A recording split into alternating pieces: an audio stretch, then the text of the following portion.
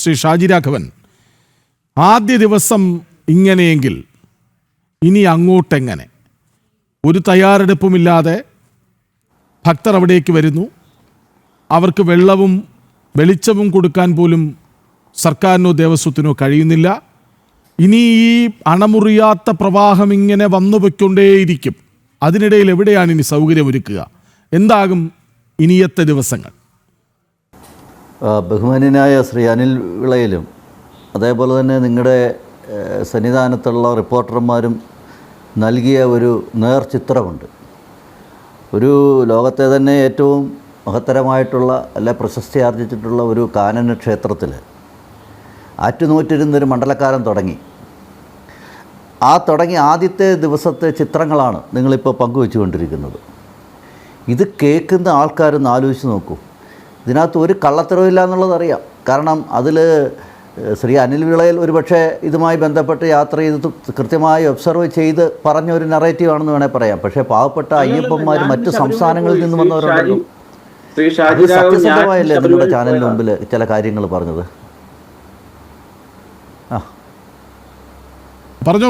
പറഞ്ഞോളൂ. ഓക്കെ. ഞാൻ പറഞ്ഞത് നമ്മളൊക്കെ പറയുന്നതിനേക്കാൾ താങ്കൾ നേരിട്ടുള്ള അനുഭവമാണ്. മനസ്സിലായി. ഓക്കെ. അതുപോലെ തന്നെ മറ്റ് സംസ്ഥാനങ്ങളിൽ നിന്ന് വരുന്ന അയ്യപ്പന്മാർ പറഞ്ഞിരിക്കുന്ന ആ കാര്യം വെച്ച് നമ്മൾ കേൾക്കുമ്പോൾ അവർക്ക് മറ്റൊന്നുമില്ല. അവരനുഭവിച്ച ബുദ്ധിമുട്ടിൻ്റെ ഒരു നേർചിത്രമാണ് അവർ പങ്കുവച്ചത്. അതിലൊരാൾ പറയുന്നത് ഇനി ഞാൻ ഇങ്ങോട്ടില്ല എന്ന് പറയുകയാണ്. ഒന്ന് ആലോചിച്ച് നോക്കൂ, എത്രയോ ദിവസം വ്രതമെടുത്ത് വന്ന ഒരു സ്വാമി അയ്യപ്പനായിരിക്കും അദ്ദേഹത്തെ യാത്ര അയക്കാൻ നമ്മൾ ഈ കേരളത്തിലെ പോലെയല്ല, തമിഴ്നാട്ടിലും ആന്ധ്രയിലും ഒക്കെ വലിയ ആഘോഷമായിട്ട് ആ കുടുംബം മുഴുവൻ ഒരുമിച്ച് നിന്നാണ് ഇവരെയൊക്കെ യാത്ര അയക്കുന്നത് ഈ ശബരിമലയിലേക്ക്. എന്നിട്ട് കണ്ണിലെണ്ണ ഒഴിച്ച് കാത്തിരിക്കുക തിരിച്ച് ചെല്ലുന്നതും കാത്ത്. ഒന്ന് ആലോചിച്ച് നോക്കൂ, അവർക്ക് ഇവിടെ വന്ന അനുഭവങ്ങളുടെ അടിസ്ഥാനത്തിൽ അവർ പറയുക ഇനി ഞങ്ങൾ ഇങ്ങോട്ടില്ല എന്ന് പറയുന്ന ഒരു സ്ഥിതി എത്ര ഗുരുതരമായ പ്രതിസന്ധിയാണിത്. ഇത് ഞാൻ ഈ ശബരിമലയുമായി ബന്ധപ്പെട്ട് കുറേ പ്രശ്നങ്ങൾ കുറേ ദിവസങ്ങളായിട്ട് നമുക്കറിയാം ചർച്ചയിൽ വരുന്നുണ്ട്. അതിൽ പല ചർച്ചകളിലും പങ്കെടുത്തിട്ടുള്ള ഒരാൾ ഞാൻ പലപ്പോഴും പറഞ്ഞിട്ടുള്ളൊരു കാര്യം, നമ്മൾ ഈ കാര്യങ്ങൾ ചർച്ച ചെയ്യുമ്പോൾ ഇത് ഈ കേരളത്തിലെ 50% വരുന്ന ഒരു വലിയ ജനവിഭാഗത്തിൻ്റെ ഒരു പ്രധാനപ്പെട്ട ആരാധനാലയത്തിലെ പ്രശ്നമാണ്. വേറെ എവിടെയെങ്കിലും ഇത് നടക്കുമോ? ഇങ്ങനെ വൃശ്ചികമൊന്ന് ഇന്നുണ്ടെന്ന് അതിനുവേണ്ടി ലോകത്തിൻ്റെ പല ഭാഗത്തും രാജ്യത്തിൻ്റെ പല ഭാഗത്തും ഉള്ള മലയാളികൾ ഉൾപ്പെടെ അല്ലാത്തവരും ഒക്കെ തന്നെ ദക്ഷിണേന്ത്യൻ സംസ്ഥാനങ്ങളിലുള്ളവരൊക്കെ തന്നെ കഴിഞ്ഞ എത്രയോ ദിവസമായി വ്രതം നോക്കുകയാണ്. ഇന്നിവിടെ ആദ്യത്തെ ദിവസം ഒന്ന് തൊഴുത് മടങ്ങുന്നതിന് വേണ്ടി. ശ്രീ കൃഷ്ണരാജ്, ഞാൻ ശ്രീ അനിൽ വിളയിൽ ഇന്ന് പോയി എന്ന് പറഞ്ഞു. ഞാൻ ശബരിമല പോയിരുന്നു സാർ.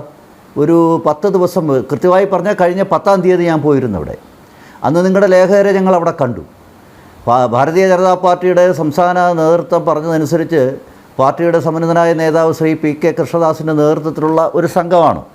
ഞങ്ങളവിടെ പോകാൻ തന്നെ കാരണം ഞങ്ങൾക്ക് കിട്ടിയ ചില റിപ്പോർട്ടായിരുന്നു.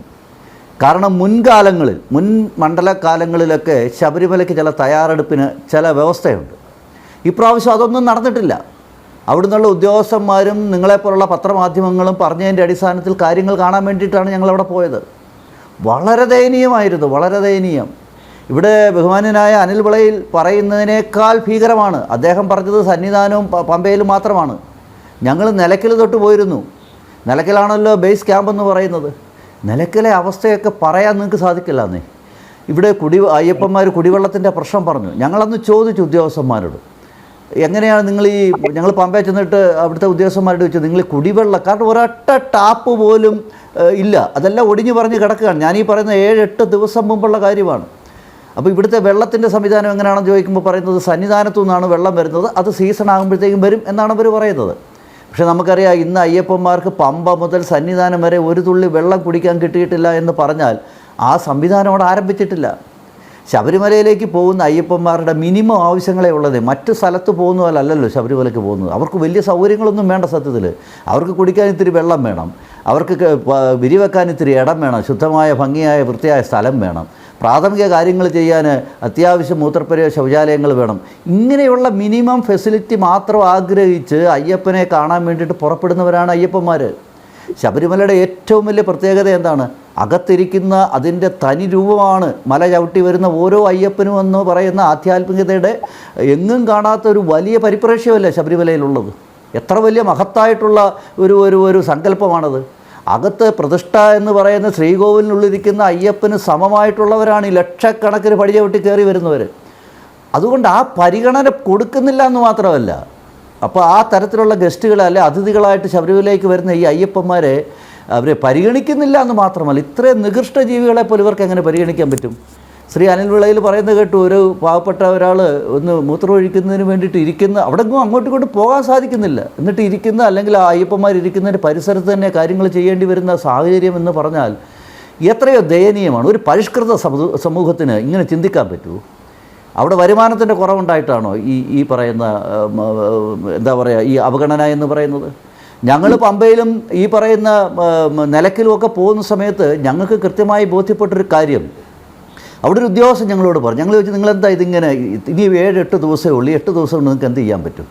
ഞങ്ങളവിടെ അന്ന് കണ്ട ചില കാര്യങ്ങളെന്ന് പറഞ്ഞാൽ ഹോട്ടലുകളൊക്കെ തയ്യാറാകുന്നുണ്ട്. കാരണം അതൊക്കെ കോടികൾ ലേലം വിളിച്ച് ഗവൺമെൻറ് പണം അതിൻ്റെ മേടിച്ച് കൈവച്ചിരിക്കുക, കോടികൾ, ചെറുതൊന്നുമല്ല. രണ്ടാമത് ഞങ്ങളൊന്ന് കണ്ടതെന്ന് പറയുന്നത് ശൗചാലയം വൃത്തിയാക്കാൻ എന്നുള്ള പേരിൽ അതിനൊക്കെ പെയിൻ്റ് അടിക്കുക. പെയിൻ്റ് എന്ന് പറഞ്ഞാൽ കുമ്മായം അടിക്കുന്നുണ്ട്. ഇതാണ് അവിടെ നടന്ന വികസന പ്രവർത്തനം അല്ലെങ്കിൽ എന്തെങ്കിലും തയ്യാറെടുപ്പിൻ്റെ ഭാഗമായി നടക്കുന്ന പണികളെന്ന് പറയുന്ന ഇത് രണ്ടും അല്ലാതെ മറ്റൊന്നും ഞങ്ങൾ കണ്ടിട്ടില്ല. ശരി, അതായത് പരിശ്രമം പക്ഷേ സൗകര്യമൊരുക്കാൻ മനസ്സില്ല, സൗകര്യമില്ല.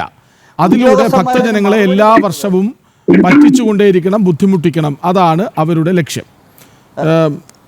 അരുൺ കൊടുങ്ങൂർ, കൃഷ്ണരാജ് ഒരു സെക്കൻഡ് ഞങ്ങളിലേക്ക് വരാം.